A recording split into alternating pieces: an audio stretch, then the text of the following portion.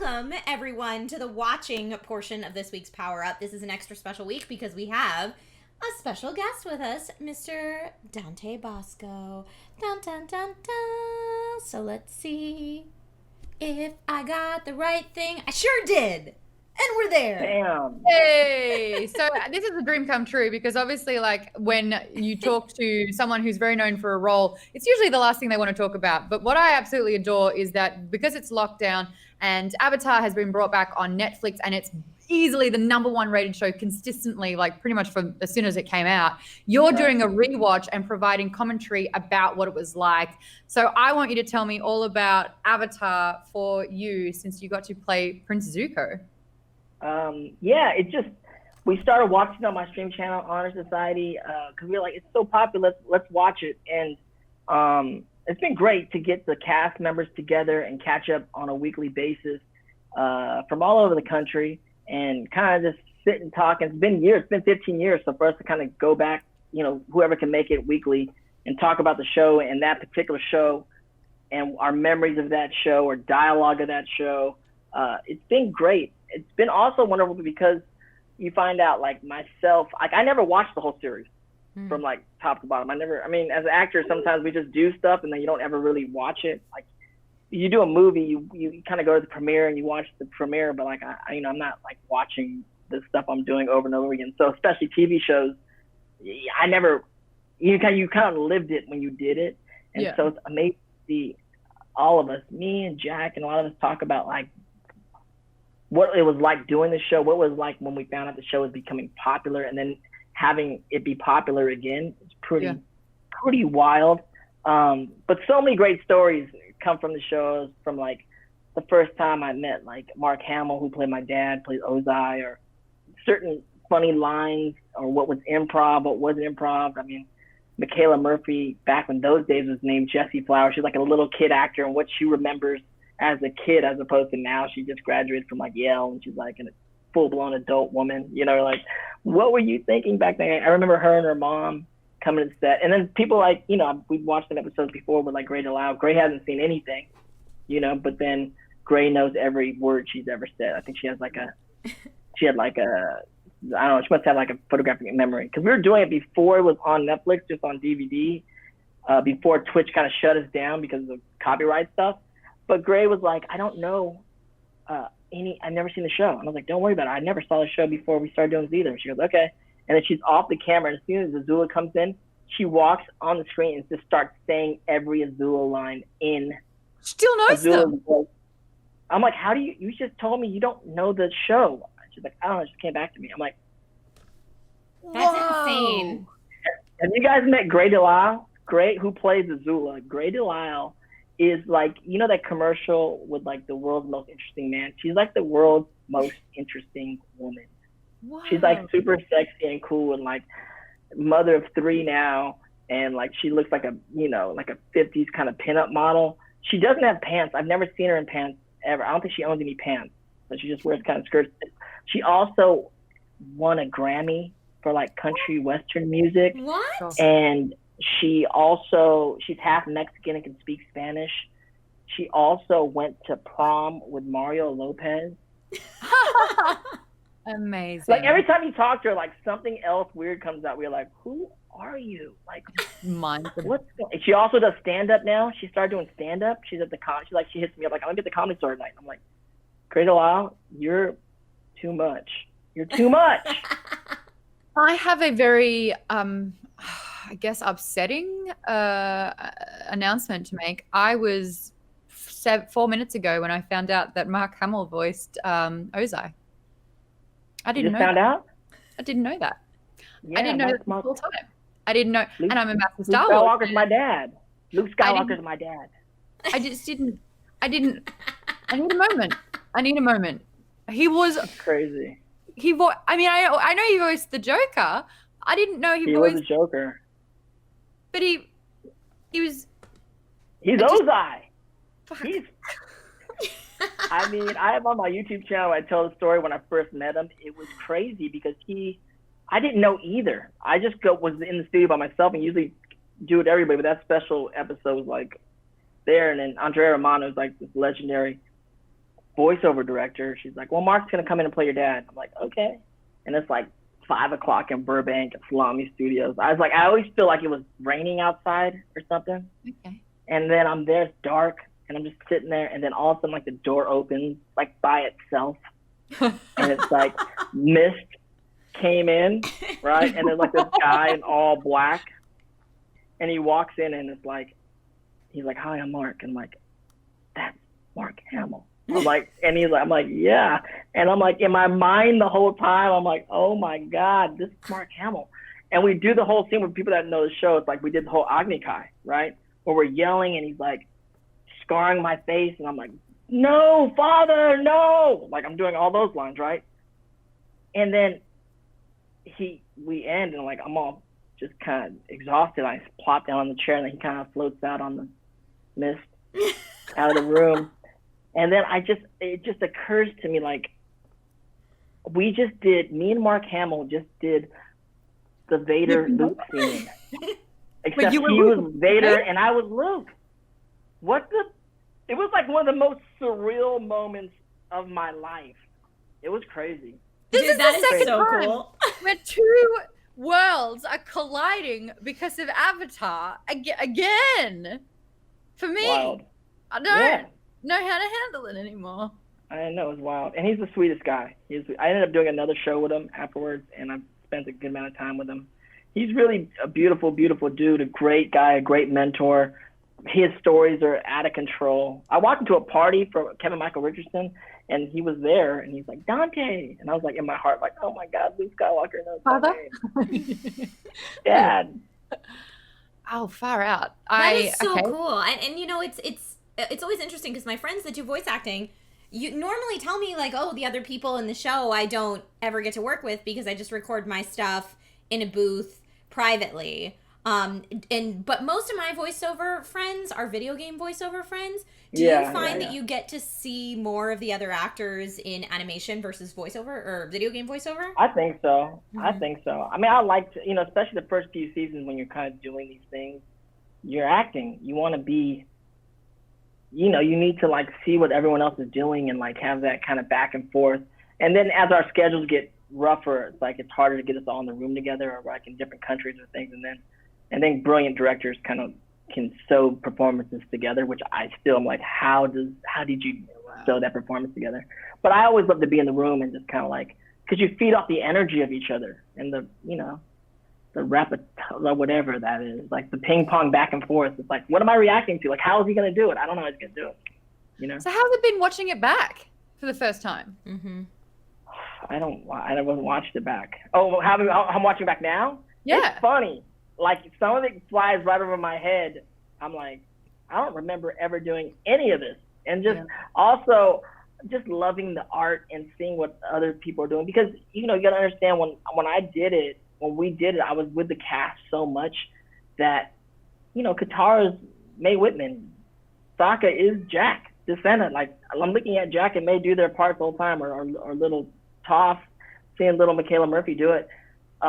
So to see it as the animated characters is a whole different feeling, you know.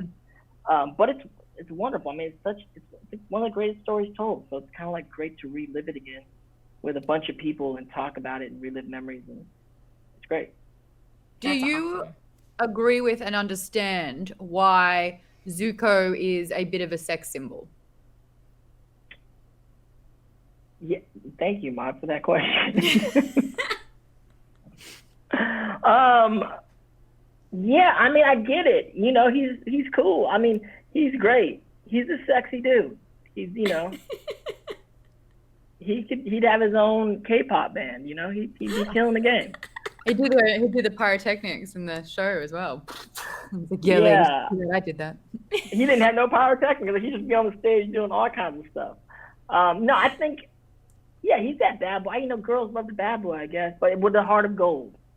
Like, even though he was like bad, he was actually always trying to do the right thing. It just was, sometimes it wasn't the right thing at that moment, but then. Well, he's at the age where you make mistakes, you know? He's at the same age that you were when you were filming Hook, right? Yeah.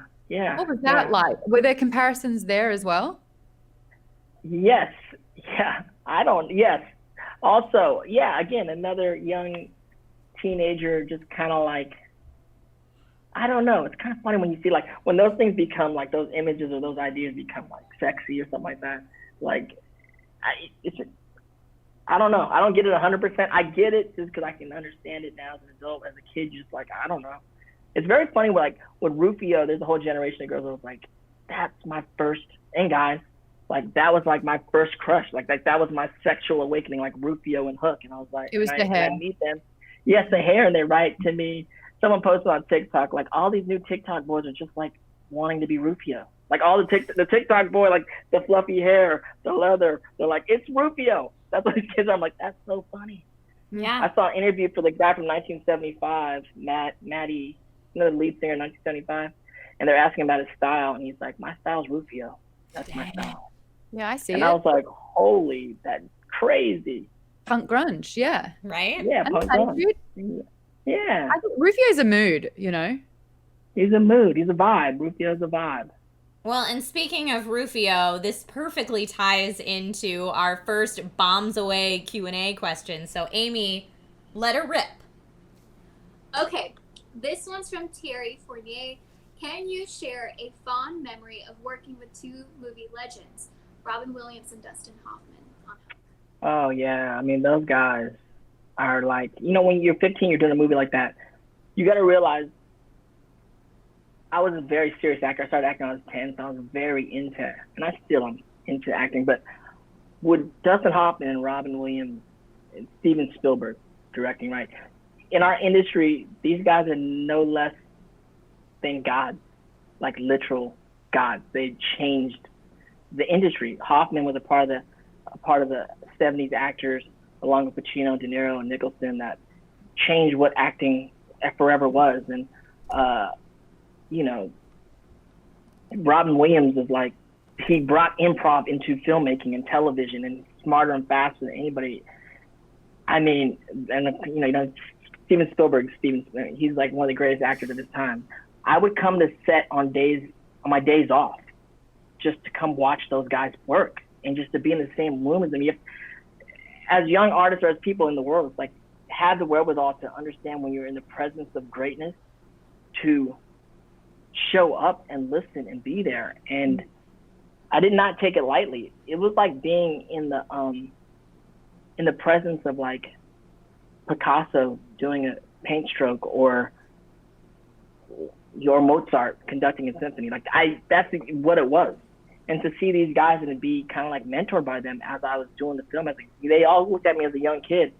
I mean, Dustin Hoffman was like my acting coach during my death scene. We would go over and over again, talk about this stuff, and he was like explaining things to me and like feeling things. And he literally went through all the acting exercises for me while we were shooting it, and was just the most loving kind of like elder statesman actor to like give me that. And then Robin was just sweet to me every day and just really took it upon himself, like know everybody in the crew, and kind of like he brought me on the side one day and he was like, he was like, where are you from? And I was like, oh, I'm from the Bay Area. He was like, yeah, me too. He was like, where's your family from originally? I was like, oh, I'm Filipino. And he was like, oh my, that's great. My wife, his wife at the time, Marcia, she was like, she's half Filipino. I was like, oh, I didn't know that. He goes, yeah. And you remind me so much of that side of the family. And this is little things where it's like, as an actor in Hollywood, you're always feeling like you're on the outside looking in onto the party, and you just want to be part of that big party, And cats like Robin Williams have a way of telling you, like, putting the shoulder around you, like your arm around your shoulder, and like going like, you belong here. Like, this is for you too. You're not on the outside. Come be here with us. And so I just love that guy forever for things like that. That's awesome. Yeah, that must have been so life-changing. And just as someone who studied theater and acting technique in college, like you talking about Dustin Hoffman coaching you through your death scene at such a young age crazy. Is so like insanely mind-blowing to me. It was insanely mind-blowing to me at the time. It's still insanely mind-blowing to me, It's crazy. Yeah, it's my literally crazy. brain's coming out my ears because my mind's blown. But we do have one more question just for the watching section for Bombs Away in the Twitch chat. Amy, what do we got? This one's from the Catnip Ninja. What role that you've played, popularity aside, has impacted your life the most? I mean, I'd have to say it's probably Rufio, because I was such a kid coming into it, and then doing a role like Rufio, it's a big entree into Hollywood, and you're again with all these gods of the industry, and you're kind of like being introduced to your community of Hollywood and the world alongside these guys. And then the magic thing about Hollywood is like they're playing Hook right now, and I explained this in the beginning of Hook. They're playing Hook, part of Michael B. Jordan's diverse voices in this whole touring with Amazon Studios, driving throughout the country. And so the closing night is like Spider-Verse, and Michael B. Jordan picked Rufio and Hook. And so what I explained before the movie is the magic of Hollywood is like Peter Pan and Neverland is a story that's been around longer than any of us on Earth has been alive. And it's going to be here longer than we're all here, right? And it's not even, I love Harry Potter, I love Star Wars, those are great franchises. It's like bigger than all of those things. It's a fairy tale. It's a literal fairy tale. And somehow in 1991, when Steven Spielberg cast me to play the lead of the Lost Boys, all of a sudden this Filipino kid, this Asian kid, is forever canon in this fairy tale. Like, you see people cosplay Peter Pan and the gang at Disneyland or at Comic-Cons. There's Peter, and there's Captain Hook, or maybe the crocodile and Tinkerbell, and then there's someone there, whether a person of color or not, that's representing a person of color in this fairy tale with 3 mohawks and red and black leather, and it's actually like another dimension. Like, how did this happen? How does that happen? And it went on to impact a whole generation of Asian actors that came to town after that. Even John M. Chu, who directed Crazy Rich Asians, and is like the big voice in this whole new Asian media push right now. He's like, the first feeling I ever felt that I can be a part of Hollywood is seeing Dante Basco play Rufio and Hook, which is crazy. I don't know if this is a weird thing or not, but like, as an Australian, we have like more sort of like, we're in the Australasian vicinity. So the representation of Asian characters, like when I was watching Hook, it wasn't like, oh, he's Asian. That was actually quite normal for me. And it was sort of like the African Americans that I was like, I've only ever seen this sort of through media. It's so interesting hearing your perspective on that, and like the profound impact it had in the American scope, and just how different it is all over the world. But I love that. Very different. Yeah, but it's got like Australians are Asian in their own way. Australians are in Asia. Australia is in Asia. Australasia. Yeah, we're all like, when you were saying that we were just in Jakarta, I was like, that's a 3-hour flight from where I grew up. Yeah. I did judge a Miss Asia contest, and there was a blonde chick from Australia in the contest. We were like, what's going on here? She got third. Sounds about right. Sounds about white. Yeah, that's Australia for you. That's Australia for you. Thank you so much for answering those questions, though. That wraps up the watching component of Power, but we've still got reading to go, and that'll be up next.